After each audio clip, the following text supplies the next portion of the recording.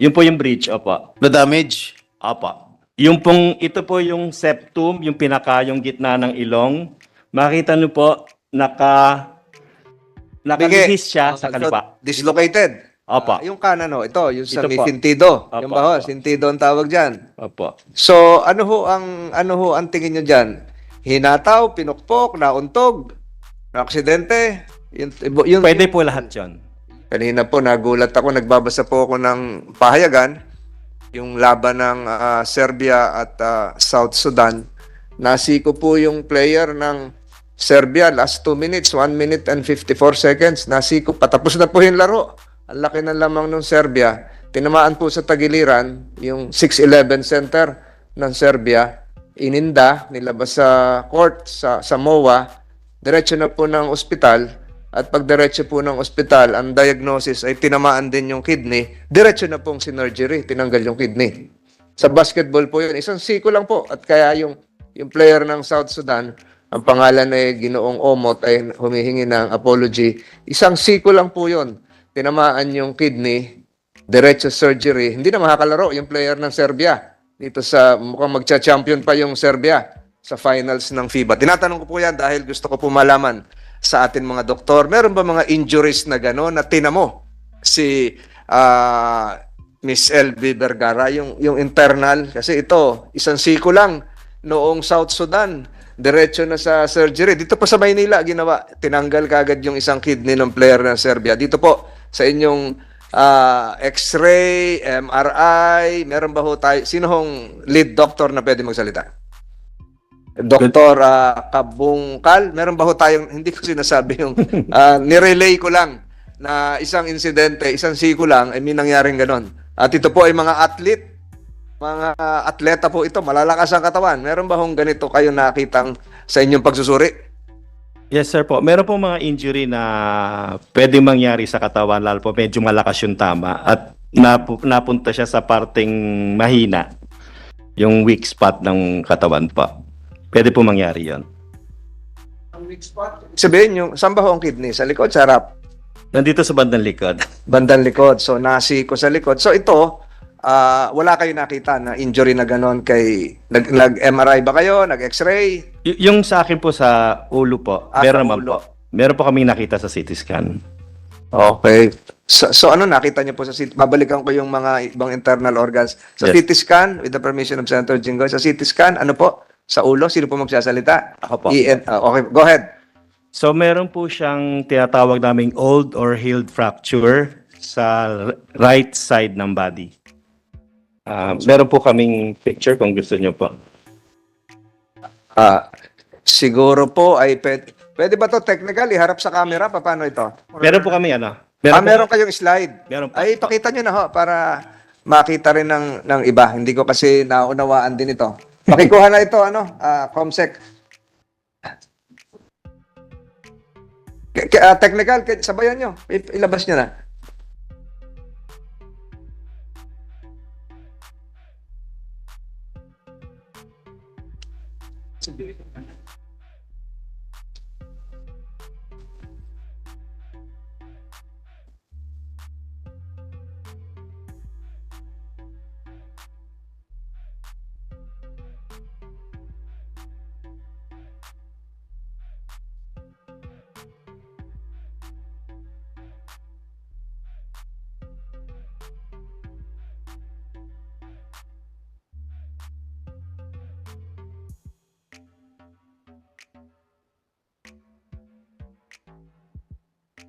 Technical, hindi pa ready? While you're doing the preparation, yung sa lower extremities, Doktor Kabangkukal, yung sa baba, yung kidney, mga ganon. Meron ba? Sino ba nag-x-ray nun? MRI? Hindi po kami. Sila po. Si Dr. Mr. Chair, Magalona? Sa for that, Dr. Batumbakal, ba? Ano? Ha? Kabungkal. May ophthalmologist dito. Mamaya, libre check. Doc, you found some injuries according to the results of the MRI. Am I correct? Yes pa. That was due to Trauma. trauma. Mhm. What else? Yun lang po yung ano namin. Kasi meron po kami nung una, 'di ba? We discussed that hindi po pantay yung mukha niya. Yes, So we requested for a CT scan just to confirm if there are some findings on the bones. Kasi po, kung matagal na po to, hindi natin makikita po and sa indeed labas. there was. Yes, there was. That was only due to trauma. Trauma po. Ibig sabihin, pinalo, o Pwedeng aksidente rin po. But not necessarily self-inflicted Oh, ito. nginudnud yung ulo sa pader. Pwede Pwede rin ganun, po. di ba? Yes po. Alright. Pwede rin pong blunt instrument o Pwede pong blunt instrument. Pwede pong aksidente rin. Pag na-aksidente siya din nung araw, pwede rin pong makita yon. So, basta trauma po. Was the damage so severe that it cannot be rehabilitated? Usually po yung ganitong klaseng fracture, konti lang naman po yung kanilang konti lang yung kanilang effect dun sa activities of daily living. So, the most is medyo tabingi lang ang mukha nila. They can usually... What about the brain? Can the brain be affected? Pag medyo mababa po yan, usually hindi po. Apa. Kwento ko kanina, siniko lang, kidney, surgery, diretso, atleta pa yon. Mukha po kasi tinamaan yung ribs eh, baka bumaon sa kidney. Pwedeng ganun din po yan. Okay. We leave that to the... Ready na, technical? Not yet? Mr. Chair, tanong natin yung Senator doktor Estrada. if the lower extremities were affected. Good morning po, Mr. Chair. Upon examination po on the patient on June 29 po, sir, there were, the patient upon assessment po, soft non-tender naman po ang abdomen. There was no warranted further examination po, sir. Pero if there were no evidence of blunt abdominal injury po, sir, at the time of examination. Tanungin ko muna si LB. Manang LB, nakaambang ipalabas ngayon sa pagdinig na ito at makikita ng nakakarami ng maging ng sambayanan ang iyong x-ray sa ulo. So ito ay pribadong medical document na maaring sabihin mo wag ipalabas o maaari ka ding sumang-ayon kung gusto mong ipalabas sa pagdinig na ito. Sumasang-ayon ka ba? Gusto ko po makipakita. Gusto mong maipakita. So, ang lalabas dito, bagamat hindi pa na ipapalabas, nakita ko na yung litrato, I saw the picture, ay yung hugis ng iyong bungo. So, ito po ay sa ating mga nanonood, hindi lang sa mga medico-legal, bungo yung ipapakita. So, sangayon ka doon, wala kang paghuhunos dili na ipapakita yon sa pagdinig na ito. Gusto ko pong ipakita po sa mga manonood para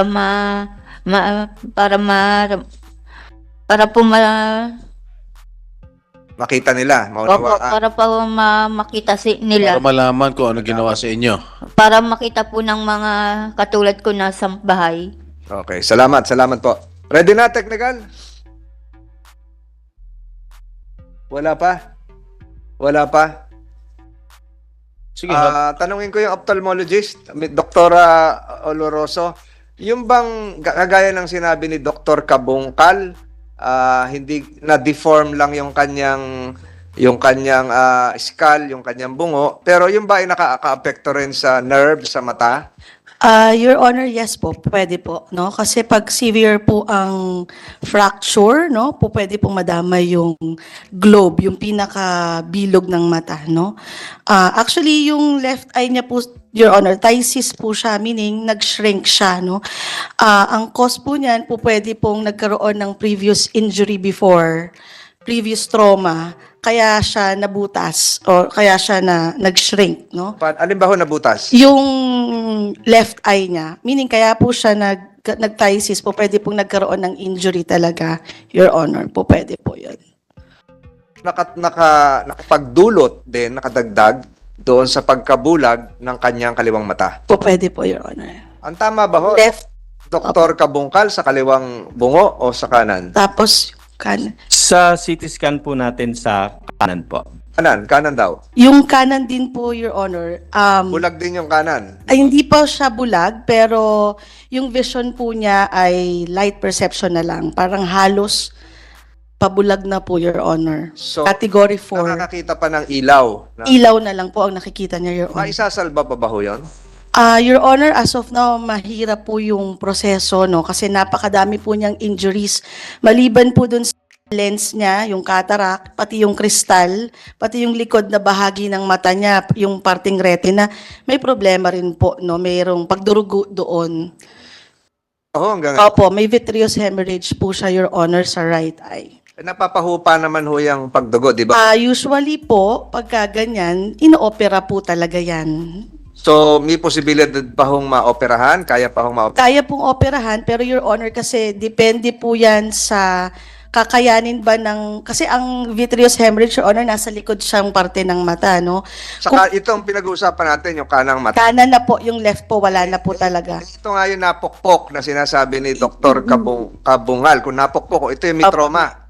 Opo. So, kaya pa yon. Pwede po, pero napakahirap po ng surgery at poor prognosis pa rin po. Maliit pa rin po yung chance na makarecover yung mata. So, sa palaran yung, pero hindi nyo inaalis na pwede pang makakita Yes po, kahit partially yung kanang mata. Opo. So, kailan po natin gagawin? Actually po, nakita ko po sila last August 24 na i-refer na rin po namin sila sa PGH. Na-endorse na rin po namin sila doon. So, sila na lang po ang iniintay, Your Honor, na makapunta Pumunta sa po. PGH. Opo, Pero opo. siguro yan, kailangan pang magpalakas ng katawan. Opo. Hindi lang naman yung ulo ang Opo. titingnan. Ready na, technical? Technical?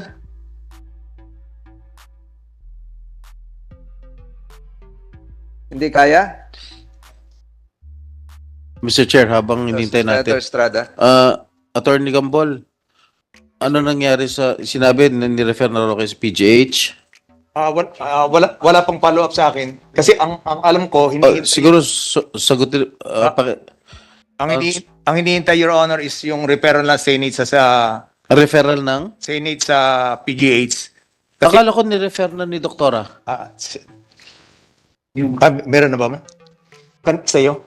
Ay, okay, Your Honor. Aling tasing, nanggaling na po kayo sa PGH? Oh, Galing po sa Bat MC. kailan nyo balak pupunta sa ospital, sa PGH? Ay, wala pa po kaming kung kailan ang namin. Ano po? Wala pa po kaming kung kailan ang punta namin. Kayo po, with the permission of Senator Estrada, kayo po ang hinihintay. Kayo po ang hinihintay. Nasa inyo na po yan kung kailan kayo pupunta sa PGH na igawa na ho lahat ng paraan dyan para maisaayos, tanggapin kayo, na-repair na ho yun. Hinihintay na lang po kayong pumunta roon para ma-assess ang kondisyon ng mata ni Okay. Manang LB. So, nasa inyo po yun. At pinagtutulong-tulungan Yes, nga ng mga miyembro ng committee ito kung paano kayo matutulungan. So, kayo po yung hinihintay. Okay. Sasagutin na namin yung kung kinakailangan operahan si Aling LV. Sasagutin na namin yung operasyon. Salamat po. Salamat po sa lahat ng mga tumutulong Pero sa amin. kailangan pumunta na kayo sa ospital dahil walang pag hindi kayo pumunta, walang gagalaw, Hindi ko po alam po. walang mangyayari. Senator Jinggoy, baka po yung week na ito. Ngayon po, pagkatapos ng hearing, pwede namin kayong Pwede po ipahatid kaming- ng ambulansya doon. Okay. Malapit na ho, ilang kilometro lang Okay dito ang po. PGH. Sige po. I-refer ko na lang. Doktora, ni-refer niyo siya sa Opta? Yes po, Your Sino Honor. Opta, doktor? Wait lang po. May kilala kayo sa PGH na Opta? Doctors, natawag na po namin sila kay Dr. Yao and Diaz. Alam na po nila. Inintay nga po sila. Oh, yun naman pala, meron na palang doktor na nakaabang sa inyo. Okay. Aling Tasing, Aling LV, puntahan nyo na lang kahit mamaya. Okay po. Perhaps we can ask the Senate medical staff to utilize the ambulance of the Senate and bring Miss LB, Manang LB to the PGH. Pagkatapos po nito, tatawagin po natin yung doktor ng Senado at hahatid po kayo ng ambulansya ng Senado sa PGH. Okay po. Para Salamat mating po. na. Opo. Ito ngayon, pinapakita natin. Dr. Kabungkal, maaari bang kayo na magpaliwanag nito? At Yes hindi ko po, naman opo. na kayang ipaliwanag ito nakikita ko. Okay pa. Next, yung susunod pa. May laser ba ho kayo? May pointer? Ano ba ho? Ayan, sige po. Paliwanag niyo po. Ano pong So, nakikita natin? makikita nyo po sa arrow, yung pulang arrow, yung mga injuries niya dati. So, dito po, Ang sinasabi niyo po dati, Doc, apa, dati. apa. How can you differentiate or distinguish yung dati tsaka ngayon? Present and the past. Ano po siya, medyo magkadikit na po. Mhm. Yung pagbago po yan, hiwalay po yan talaga. So, pag dati po, may ilang taon na yun? Depende po. Usually, pag 1 year, halos, ano na siya eh. Halos almost normal. Katulad po nito, nag-heal to ng sarili. So, may mga gap tayong makikita. Kung inayos po to, naglagay ng bakal, maganda po yung itsura ng bungo niya. Po, so, ilong, pisngi, mata. Opo. Opo. Ano po yung sa ilong? Ito po sa ilong. Nabasag po yan? Yeah, Na-damage opo. yung bridge? Yun po yung bridge, opo. Na-damage? Opo. Tapos, ito po yung septum, yung yung gitna ng ilong. Makita niyo po, nakalihis siya sa kaliwa. Dislocated. Opo. Dapat po diretso ito, ganito. Ito po, dito sa kaliwang pisngi, makita nyo po may linya rito. Normally, wala po yan. So, ibig sabihin, meron pong dating fracture dyan. So, nagdikit na lang, Apa. nag-heal. Ito pong isa sa gilid ng mata, yung pinaka-orbital wall niya, makita nyo po, compared sa kabila, medyo malaki yung gap. Yan ba ho yung tinutukoy ni Dr. Oloroso na doon Yeah, sa scanning? it can affect po. It can Na affect the naka-apekto sa globe. pagkabulag. Pwede rin po siyang mangyari. Eh, ano po yung sinasabi nyo kanina sa kanang bahagi ng ulo? Ito po yung fracture nun. Ayan, yan yung sinasabi nyo. Apa. Kanan ba yan o kaliwa? Kaliwa po ito. Kaliwa. Yung kanan ho, ito, yung sa Ito may po. sentido. Opo, Yung ba ho, opo. sentido ang tawag dyan. Opo. So, ano ho ang tingin nyo dyan? Hinataw, pinukpok, nauntog, aksidente?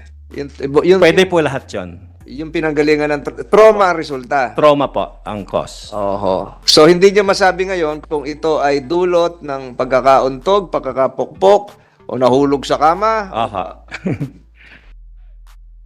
Next po. Next slide.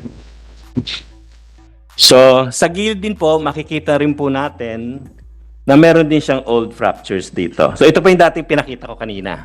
Yung naka-front. Dito po sa side, meron din po siya dito. Saan ho ng tenga niyan? Andito. Malapit sa tenga. Aha. Bali dito siya. Matanong kita ng LB. Naririnig mo naman, although hindi mo nakikita ito. Ikaw ba ay may pinukpok doon sa may bahagi ng tenga sa iyong kanang bahagi ng sentido sa malapit sa mata? May natatandaan ka bang ganon? Ito pong tainga kong kaliwa. Panay suntok po ng amo ko. Kaliwa. Opo. Pero ito pinapakitang damage dito ay sa kanan. Sa kanan, wala naman. Yung pong kanan sa ulo, inuntog po nila ako sa CR at sa pader at sa dingding ng CR. Sa pader ng CR, sa banyo. Ano yung banyo nyo? Sa natatandaan mo, tiles ba yon? Na makinis ba yung pinag-untugan? Yes po. Finish. Opo. Finish. Ibig sabihin ng finish, palitada ng simento, hindi naka-tiles. Hindi po. So, magaspang yon. Opo. Laging ginagawa sa yon. Opo.